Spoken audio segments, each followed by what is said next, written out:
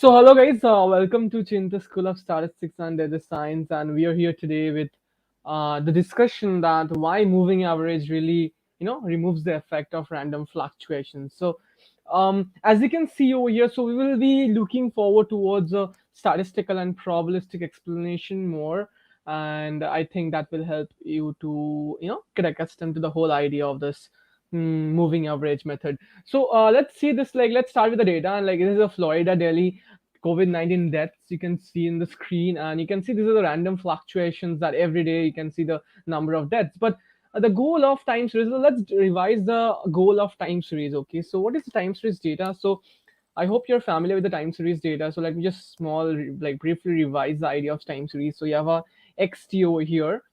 Okay, so you have an xt,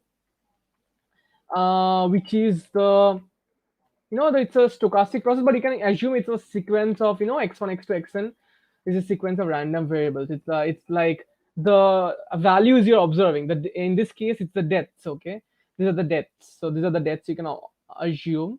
Deaths at time point one, time point two, 1, 2, 3, 4. These are the time points. Okay, and this carries on. And these are these are the observations. These are the deaths you see. These are random stuff that you therefore they are modeled by random variables.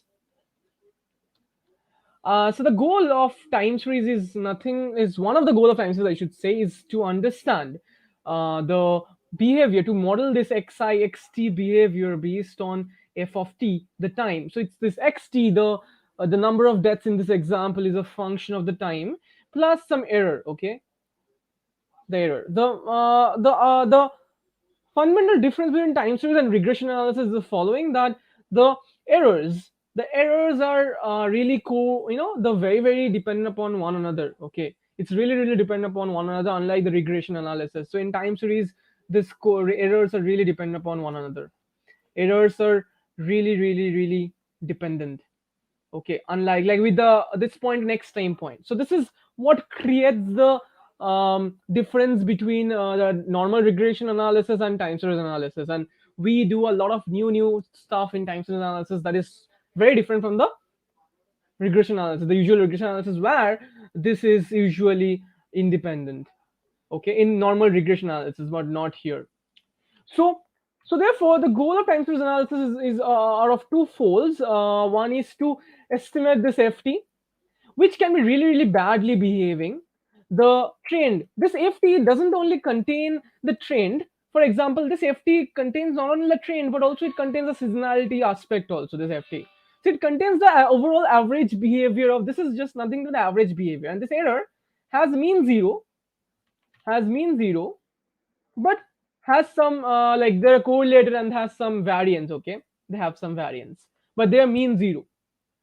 So the idea is that the idea of this ft is nothing but to understand and capture the trend, or not the trend but the average behavior, I should say, the average behavior. So the moving average, the goal of moving average is the following. So the goal of moving average is the following. So moving average focuses on understanding this ft better. Okay, and ft, this function ft, this behavior, the mean behavior ft is very it can be very random. Okay, there can be very various other aspects to it. You can see the ft over here. So if you want to fit a very smooth curve to it, you can maybe think about like this, very smooth curve to it. So but moving average is actually trying out to find this ft. That's the goal of moving average, guys. Okay, this is the ultimate goal of moving average, to find this average behavior. That's why we'll see this average behavior.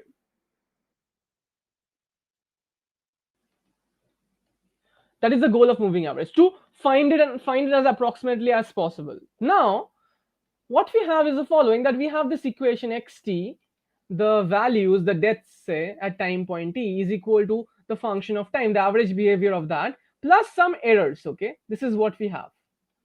This is mean zero, so we want to find this. So what is the idea? We want to find, so why is the like, what do we mean by random fluctuations? The random fluctuations are coming just because of this. This is the source of random fluctuation, the errors. This is the source of random fluctuations. Okay. The errors are the source of random fluctuation. So what do we mean logically, like probabilistically or statistically, that remove the effect or reduce the effects of random fluctuations? The reduce the effect means,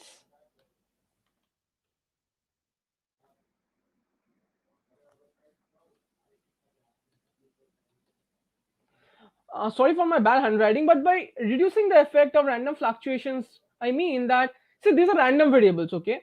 This epsilon t are random variables with mean 0 and some variance sigma square, let's say.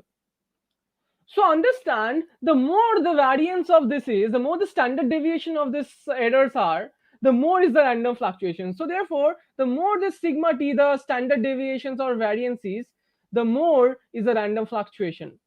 Because the more will be the error, right? The more random fluctuations, more fluctuations, let's call it FL, more fluctuations. So what do we understand it from here is that xt is equal to ft plus epsilon t. So the idea is that the more, say epsilon t follows, this follows something, 0 comma sigma square something, we don't know the distribution of it, but so the sigma, as it increases, the standard deviation as it increases, the random fluctuations also increases. So the, so to, maybe to understand how to reduce this random fluctuation is way to understand how to reduce the sigma. Okay, how to reduce the variance. So therefore, how to reduce the variance, how to reduce the standard deviation, how to reduce the SD, like FT plus certain SD, like the standard deviation of the errors. So what we do this, that therefore vary, like we will show mathematically and probabilistically now that actually moving average reduces the SD. Moving average reduces the standard deviation, and we'll show it mathematically. Okay, using the correlation coefficient, we will see that. Okay, it's really beautiful. So now observe that xt is equal to ft. Let's call this one. Let's take two example. Okay, x1 is equal to f1 plus epsilon 1, and x2 is equal to f2 plus epsilon 2. Now we really want to understand f1 plus f2. Okay, so what it done is that they report this. They report x1 plus x2. Instead of reporting, like they change it to this. They change x1 and x2 to x1 plus x2 by 2. I'm giving an example. Okay, here the standard deviation of x1 is, let's say, sigma 1, like the standard deviation of this. And here the standard deviation of this is, let's say, sigma 2. Okay. So the standard deviation of x2, the second random variable, the second time point may is sigma 2. The standard deviation of this, because these are constant, these are average values. Okay, this is constant. F of t is a constant. The error part, the random fluctuation paths come from the errors. Okay, so let's consider. Therefore, it's nothing but the standard deviation of the errors. I'm making it very simple and very as much broken down as possible. Now the idea is that we will show the standard deviation of this is actually less than the standard deviation of this plus this by 2. We will show that. So let's prove that. So our goal is, this is a newly defined moving average. So this is how it's done. Like we will show it for 2, it will be generalized for multiple random variables. Okay, we can take 5 of them and take the random, like, take the average. It will can reduce 2. So observe this, that we're going to show SD x1 plus x2. Let's not understand this xd x1 plus x2. So to understand this, let's try to use this. Let's try to understand the variance of x1 plus x2. Let's try to understand this variance of x1 plus x2. You want to expand that. The variance of x1 plus x2 is turning out to be what? Variance of x1 plus variance of x2. Remember, x1, x2 are not IID over here, unlike regression, linear regression. So we have a covariance also, the relationship between x1 and x2. And time series engulfs a lot of part of that to understand the relationship structure. Okay, so now observe that we want to find a bound to this now. So covariance of x1 by, correlation coefficient is what? Covariance by standard deviation of x1 times standard deviation of x2, right? And you know that correlation is this correlation of x1 x2. If correlation of x1 x2 lies between 1 and -1, you know that, right? So if you observe this, if you expand this, you will get covariance of x1 x2. Since these are positive, it's less than equal to, this implies it's less than equal to standard deviation of x1 times standard deviation of x2, and greater than equal to minus of standard deviation of x1 and standard deviation of x2. Okay, there's a 2 over here, so if you multiply that 2, we get this 2 aspect, minus 2 standard deviation of this and plus. So therefore twice covariance of x1 x2 is less than equal to twice standard deviation of x1. And so we know that the standard deviation of x1 is x1, sigma 1 and sigma 2, so you can write this twice sigma 1 sigma 2 and greater than equal to minus twice sigma 1 sigma 2. So we have understood now that the following, that covariance, twice covariance of x1 and x2 is less than equal to twice sigma 1 sigma 2 and greater than equal to minus twice sigma 1 sigma 2. This is very important to understand. Okay, you should be staying with me right here. You go back, make it slow, but understand this very slowly. Okay, this is very important. Now if you add the variance of this, now variance of x1 plus variance of x2, so if you add this turns out that this, if you add this terms of what? This turns out to be variance of x1 plus x2 and less than equal to, if you add all of this, you see this variance of x1 is nothing but sigma 1 square plus sigma 2 square variance of x2 plus twice sigma 1 sigma 2 and greater than equal to, you see that it's sigma 1 square plus sigma 2 square minus twice sigma 1 sigma 2, right? So we get that if you take the root of it now, so this is what? This is sigma 1 minus sigma 2 whole square, and this is sigma 1 plus sigma 2 whole square. So what we get now?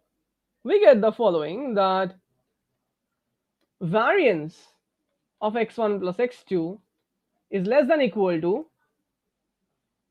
sigma 1 plus sigma 2 whole square and greater than equal to sigma 1 minus sigma 2 whole square. So let's write down in terms of standard deviation. So standard deviation, if you just take the root of it, x1 plus x2 is less than equal to, if you take the root of it, it's nothing, sigma 1 is nothing but standard deviation of x1 plus standard deviation of x2 and greater than equal to standard deviation of x1 minus standard deviation of x2. So now if you take a root of it, like by 2, if you do by 2 of it, you get standard deviation of x1 plus x2 by 2. You'll just get half out of it. It is nothing but half of standard deviation of x1. So let's write this down properly. Standard deviation, half of standard deviation of x1 plus x2 is equal to standard deviation of x1 plus x2 by 2. This is less than equal to what? If you do half of it all the side, the left hand side will not matter, the right hand side, let's do it. It's standard deviation of x1 plus x2 by 2. So standard deviation of x1 plus x2 by 2. So what is exactly getting out, guys? It's exactly getting out that the sum of the variance, the new variance, the new error is actually becoming the average less than the average of the Purana 2 errors. Okay. So if you take the errors of this two, the sum of the errors of this two, the sum of the variance of that two, you have the variance sigma 1 plus sigma 2, right? So initially you had the variance of sigma 1 plus sigma 2 if you consider both the x1 x2. For x1 it was sigma 1, for x2 it was sigma 2. Now since you consider x1 plus x2 by 2, the variance is coming out less than equal to sigma 1 plus sigma 2 by 2.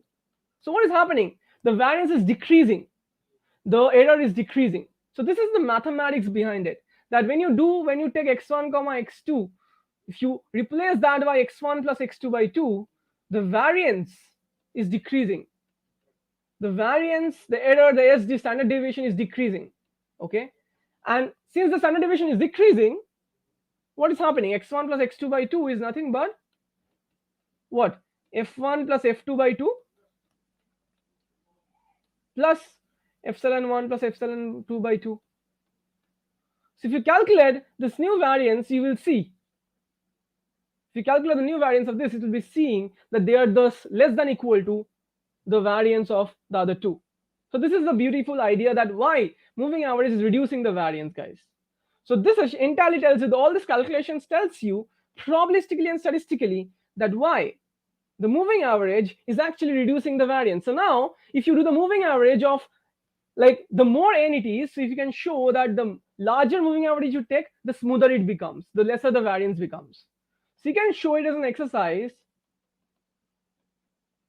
that the n move, if you take n moving average, like if you take n of them and you take the moving average, the greater the n is, the lesser the random fluctuation is,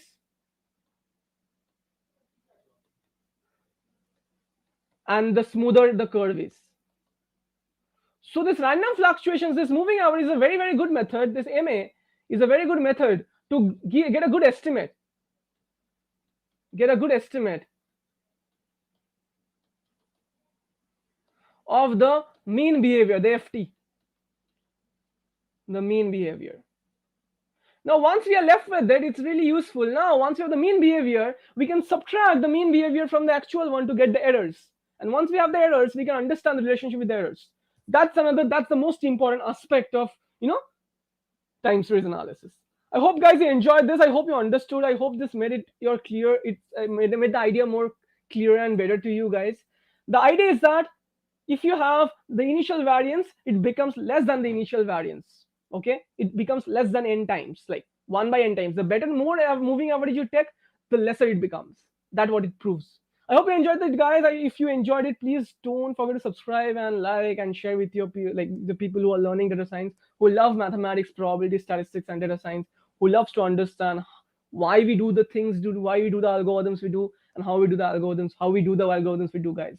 Thank you, guys, for staying tuned and staying blessed. So I will see you in the next video. Stay tuned and stay blessed. Bye bye.